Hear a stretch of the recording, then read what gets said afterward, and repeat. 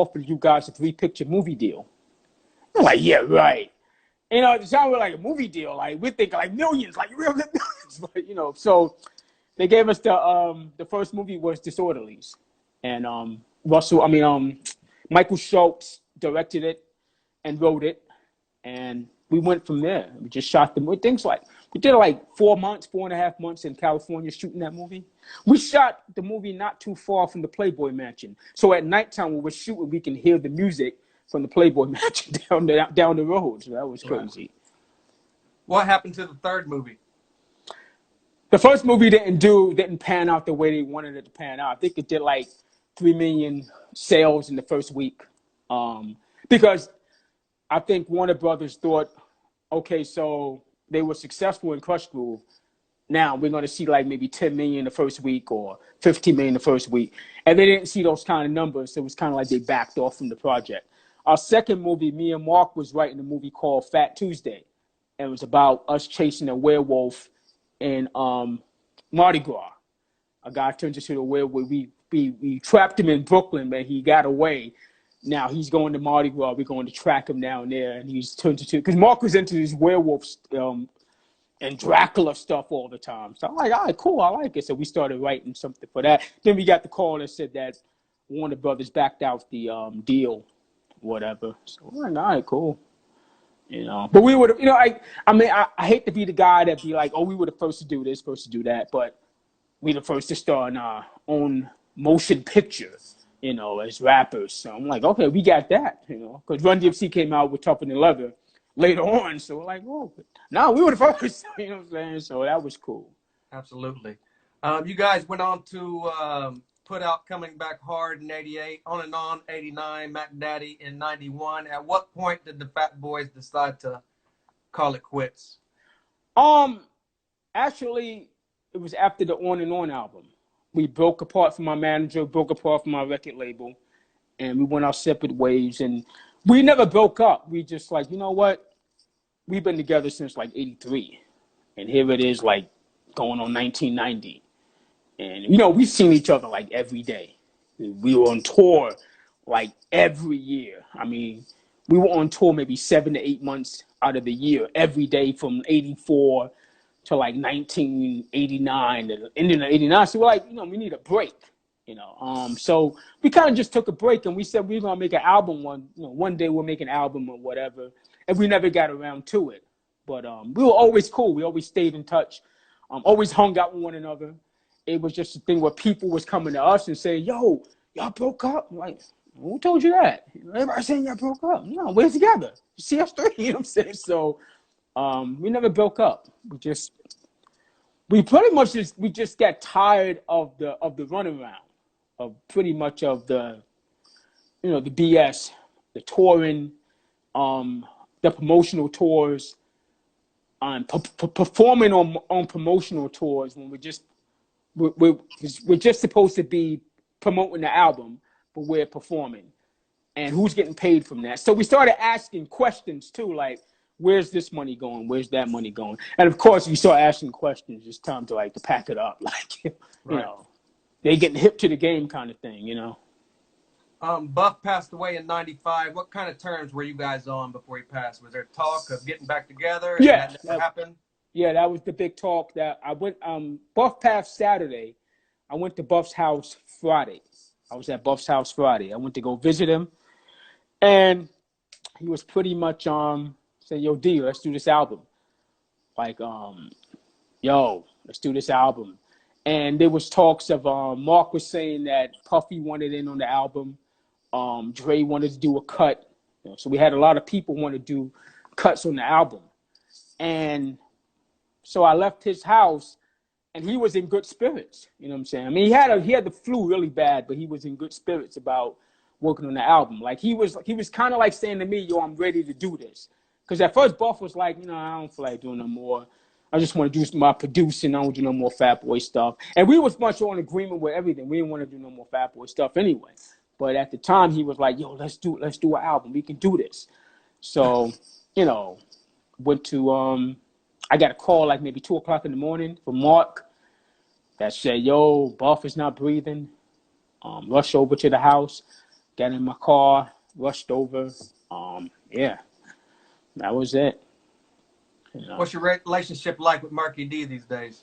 Me and Mark is on good terms. Me and Mark are two people that cannot speak for maybe a year, and then we'll pick up the conversation where it left off at. You know, so me and Mark has always been like that. So it's like nothing new. Like I can see Mark at a function, and we'll just start joking about something from like '85, like it's like it happened yesterday. So me and Mark is cool. Mark is doing his what's the guy Hugh Hefner thing now? You know, you got the strippers and all that stuff. So Mark is out there having fun. You know. So what's Kool Rock-Ski been up to? At what point did you make your health a priority and start getting into bodybuilding? I'm not into bodybuilding. I'm into just just exercising. You know. Okay. But you know, I lift some weights here and there. As you get older, you try to stay away from all those weights. So I do more machine weights. Because those weights can really pretty much mess your body up as far as your arthritis and all that stuff. But to be honest with you, it was since '88. People think it was like after, like, oh, he had this epiphany after Buff passed away. It's like, no, it wasn't that. I was doing this since '88. My aha moment came from I was in a hotel in Canada, and we were shooting a show. Mr. T had a show about him being a detective, and he invited us down there to Canada to be special guest stars in the show. So we go down and we shoot our part, and we're going back home the next day. We just went down there real quick to shoot the show or whatever, our part for the show, and we was going back home the next day. So I bought these Nikes. Where I was, you know, to this day I'm still a Nike head. You know, everything for me is Air Max 90s. That's my favorite sneaker. I don't do the Jordans or all that kind of stuff. I do the Air Max 90s. So right. I bought these Nikes, and I bent over to tie my shoe. And when I got up, I was panting and breathing like I just ran a marathon. My shirt was just filled with sweat. And I was like, oh, I can't do this. I'm too young for this. I gotta get the weight off. So I got home, emptied the cupboard, took out all the junk food, all the potato chips, the cookies, threw out all the soda. Soda was my biggest thing to get rid of because I got so addicted to soda. I threw that out, started drinking more water, started diluting the apple juice with water, getting myself prepared to drink more water. So I just got on this water kick, and I just started exercising here and there. So being that I was so young at the time, the weight came off kind of quick because I went on this crazy diet. I wasn't eating no more after 6 o'clock. So I just stopped doing that stuff, and people started noticing. At first, they were like, you know, something's going on. We're not sure. Like, is your clothes too big? Something ain't right. Like, because you're losing weight. And so I didn't say anything. I didn't say I was on a diet. I didn't say I was working out. So after a while, my manager came to me and said, hey, you know, what's going on? Are you on a diet? I said, yeah, I'm, you know, just went on a diet. Just had to get the weight off. He said, all right, cool. He said, just don't lose too much weight. I'm like, I'm going to lose as much as damn possible. You know what I'm saying? Right. So, because my mother was like, she don't give a damn about the entertainment stuff. She cared more about her son.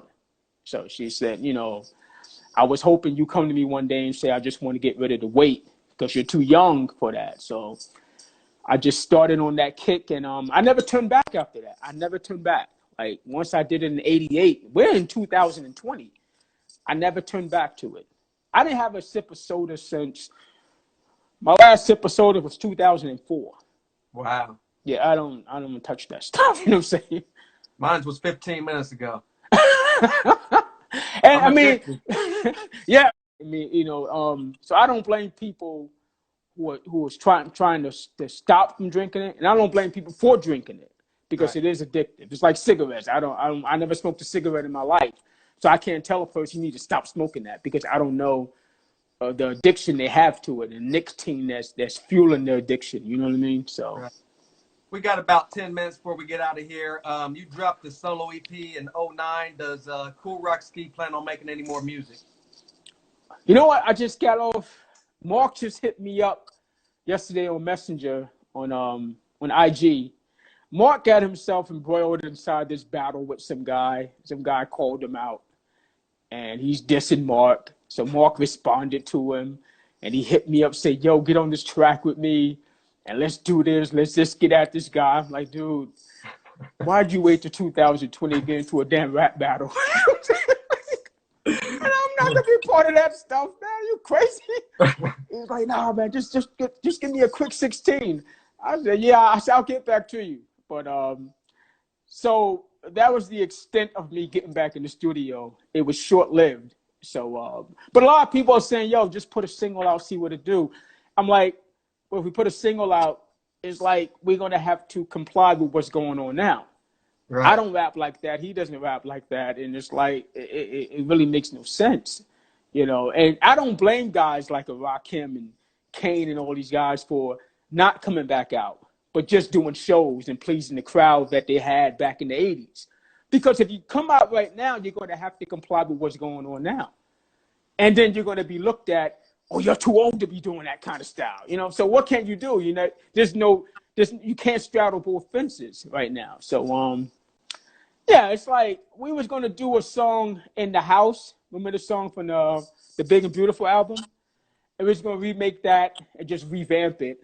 And we talked about it for 2 days straight, and then we just stopped talking about it. Like, we just stopped communicating about it. You know, we was all amped up for one day. Yo, it's gonna be dope. And the next day, it was like it went from 100 to about 40 to 0.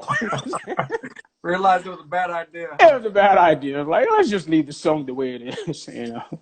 You see a lot of these groups touring and capitalizing off the 80s and 90s. Do you guys plan on maybe doing some type of reunion tour or joining some of these I Love the 80s tours? We were asked to do a few shows here and there. Matter of fact, Dougie Fresh called me up, or he texted me one day, and he said, what are you thinking about? I mean, what do you think about me, you, and Mark getting on stage like we did in 2011, I think it was, on the Tom Joyner cruise? We did a show, and Doug did Buff's part for Put Up Stickum. He said, what do you think about, you know, us going on tour together and being the Fat Boys? He said, Fat Boys featuring Dougie Fresh or Dougie Fresh featuring Fat Boys. I said, it's a dope idea. Let me run it by Mark. So, you know, it's still up in the air. Because Mark just said dope. That's all he said. He said dope. That's it. So that was the extent of it. I think Doug is still waiting for me to get back to him. No, I didn't get back to him as of yet. At the end of the day, does Kool have any regrets?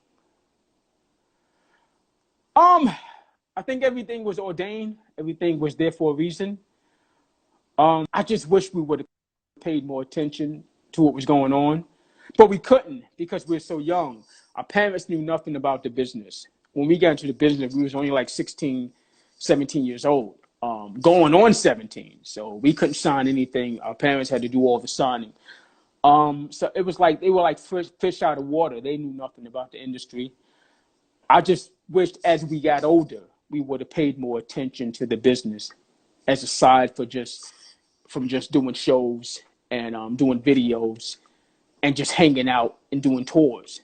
You know, we didn't keep our mind on our business, and somebody else kept their minds on our business. And, you know, it's the old story. Listen, it's the old story of every artist out there. I always tell people, if Michael Jackson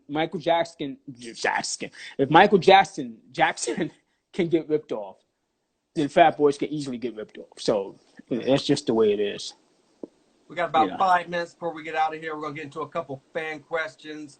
Daniel M. Valez wants to know about your verse in the I Want Champagne song by Chris Rock. Oh, that was, I went to a party one night, and he was there with Curtis Blow and my former manager at the time, Charlie Stetler. And Chris Rock just said, yo, I'm doing a song called Champagne. I said, all right, cool. He said, I'm going to the studio right now, so meet me at the studio. I'm like, to do what? He said, to be on the song. I said, all right, cool. It's Chris Rock. I'll do it. So I went in there, and I think Q-Tip wrote the lyrics to that. It was so simple. It's just Right. simple lyrics. I think Q-Tip wrote the lyrics. I just recited it, and that was it.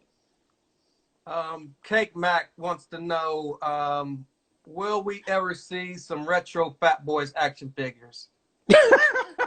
Were there any ever out? I don't think so. You know, Run DMC has some out. So Really? This T-shirt's floating all around out there, but I don't know about action figures. That's funny. how does Kool feel about the state of hip hop at this point in 2020? It's different. It's very much different. It's moving so fast.